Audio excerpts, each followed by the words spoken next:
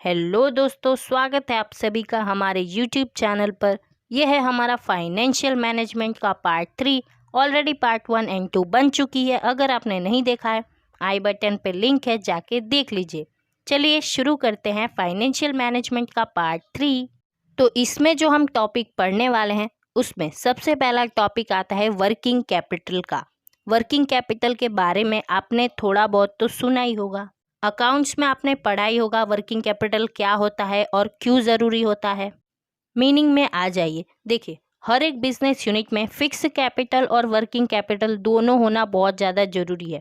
अगर आपके पास fix capital है तो आप फिक्स्ड असेट्स खरीद सकते हो, जैसे कि लैंड, बिल्डिंग, मशीन्स। वाइल आपके पास वर्किंग कैपिटल होना भी बहुत ज़्यादा ज़रूरी है, क्योंकि अगर आपके पास वर्किंग कैपिटल है तो ही आप अपने डे टू डे एक्सपेंसेस कर पाओगे। वर्किंग कैपिटल का अगर मैं आपको एग्जांपल दूं तो आप पैसा ले लो। पैसा को आप वर्किंग कैपिटल में इंक्लूड कर सकते हो। तो ये वर्किंग कैपिटल के हेल्प से हम हमारे बिजनेस के raw materials, debtors, bills receivables, इन सब को आसानी से पा सकते हैं। तो आप वर्किंग कैपिटल के बारे में थोड़ा बहुत समझ गए होंगे। अब देखते हैं डेफिनेशन। तो लिंकन, डोरिस एंड स्टीवंस कहते हैं कि working capital is the axis of current assets over current liabilities. ये लोग सिंपल सी बात कर रहे हैं कि आपके बिजनेस के अंदर करंट असेट्स भी होते हैं, करंट लाइबिलिटीज भी होते हैं। करंट असेट्स मतलब वो असेट्स जिनका यूज आप सिर्फ 1 साल तक कर सकते हो। करंट लाइबिलिटीज मतलब भी यही होता है जिन लाइबिलिटीज को आपको 1 साल के अंदर ही पे कर देना है। तो ये तीनों भाई लोग ये कह रहे हैं कि current assets minus current liability is called working capital. Very simple. And according to JS Mill, the sum of the current assets means the working capital. यानी कि आपके पास जितना भी करंट असेट्स है उन सबको प्लस कर दो, वर्किंग कैपिटल मिल जाएगा। अब आता है कॉन्सेप्ट ऑफ वर्किंग कैपिटल। उसमें सबसे पहले बात करी गई है ग्रॉस वर्किंग कैपिटल की। Gross working capital means simple total current assets. आपके बिजनेस यूनिट के अंदर जितना भी टोटल करंट असेट्स है वही है आपका ग्रॉस वर्किंग कैपिटल। सेकेंड है net working capital. Net working capital का मतलब है current assets minus current liability. जब आप इन्हें माइनस करोगे तो जो आएगा वो होगा नेट वर्किंग कैपिटल। अब देखते हैं next topic, difference between gross working capital and net working capital. Gross working capital का मतलब सिंपल है टोटल करंट असेट्स। जितने भी आपके पास टोटल करंट असेट्स है वो है आपका gross working capital. Net working capital मतलब क्या है, जब आप अपने करंट असेट्स को माइनस करोगे करंट लाइबिलिटीज से तो जो आएगा वो होगा नेट वर्किंग कैपिटल। सेकंड है liquidity position. Gross working capital से आप ये अंदाज़ा नहीं लगा सकते कि आपके कंपनी का लिक्विडिटी पोजीशन क्या है, जबकि नेट वर्किंग कैपिटल से आप ये पता लगा सकते हो। थर्ड है फाइनेंशियल पोजीशन मेजरमेंट। देखिए, ग्रॉस वर्किंग कैपिटल से आपको ये भी पता नहीं चलता है कि आपके कंपनी की फाइनेंशियल पोजीशन क्या है, जबकि नेट वर्किंग कैपिटल से आपको आसानी से पता चल जाता है। फोर्थ है increase in current liabilities. Gross working capital में क्या होता है, जब आपका करंट लाइबिलिटी बढ़ता है तो समझ जाना आपका ग्रॉस वर्किंग कैपिटल बढ़ रहा है। जबकि नेट वर्किंग कैपिटल में क्या होता है, जब आपका करंट लाइबिलिटी बढ़ता है तो आपका नेट वर्किंग कैपिटल नहीं बढ़ता है। होप सो आपको डिफरेंस क्लियर होगा। अब देखते हैं कैरेक्टरिस्टिक्स ऑफ वर्किंग कैपिटल। सबसे पहला है short term capital. Working capital छोटे टाइम के लिए ही होता है। सेकेंड है इन्वेस्टमेंट इन करंट असेट्स। वर्किंग कैपिटल के अंदर क्या क्या आते हैं, करंट असेट्स आते हैं। करंट असेट्स क्या क्या होते हैं, बिल्स रिसीवेबल और डेटर्स, ये सब होते हैं। थर्ड है लिक्विडिटी। वर्किंग कैपिटल की एक बहुत खास बात है कि आप आसानी से उसे कैश में कन्वर्ट कर सकते हो। फोर्थ है लेस रिस्क।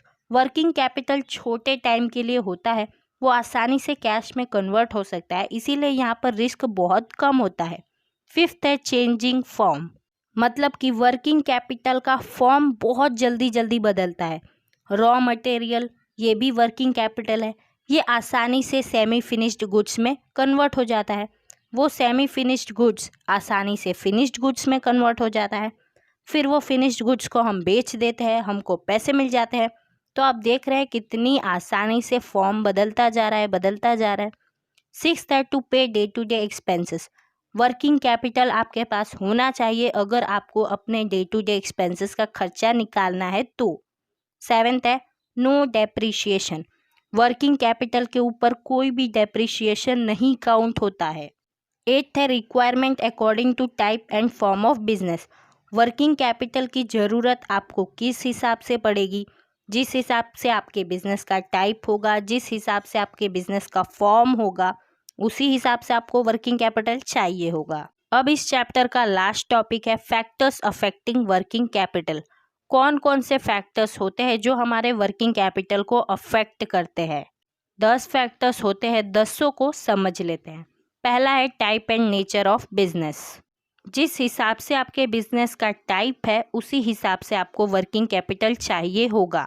अगर आपका बिजनेस यूनिट लार्ज स्केल पे काम कर रहा है, वहाँ पर बहुत सारे स्टॉक है, आप सेलिंग ज़्यादा कर रहे हो, तब आपको ज़्यादा वर्किंग कैपिटल चाहिए।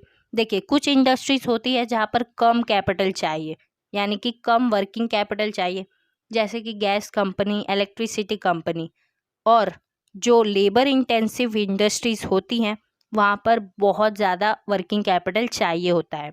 सेकंड है साइज ऑफ बिजनेस। सेम वही बात है, अगर आपके बिजनेस यूनिट की साइज़ छोटी है तो आपको कम वर्किंग कैपिटल चाहिए, अगर आपके बिजनेस यूनिट की साइज़ बड़ी है तो आपको ज़्यादा वर्किंग कैपिटल चाहिए। थर्ड है प्रोडक्शन साइकिल। प्रोडक्शन साइकिल का मतलब क्या होता है, इसका मतलब है टाइम पीरियड। टाइम पीरियड देखो मैं आपको बताती हूँ। तो जब एक रॉ मटेरियल फिनिश्ड गुड में बदलता है तो बीच में बहुत सारी चीज़ें होती है, बीच में एक टाइम पीरियड लगता है, उसी टाइम पीरियड को हम कहते हैं प्रोडक्शन साइकिल।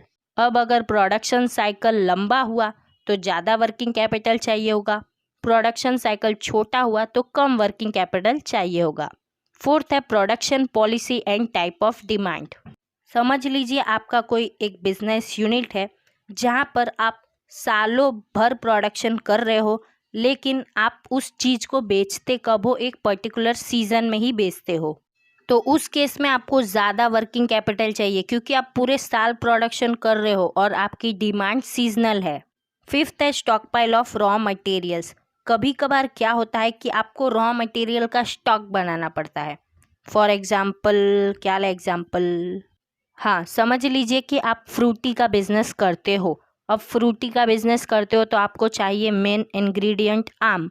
आम आपको कब मिलेगा भाई, गर्मी के सीज़न में मिलेगा, तो आप उसी समय स्टॉक में बहुत सारा आम जमा कर लोगे और उसे प्रोसेस करना स्टार्ट कर दोगे, यानी कि आप स्टॉक बना रहे हो, तो आपको वर्किंग कैपिटल ज़्यादा लग रहा है।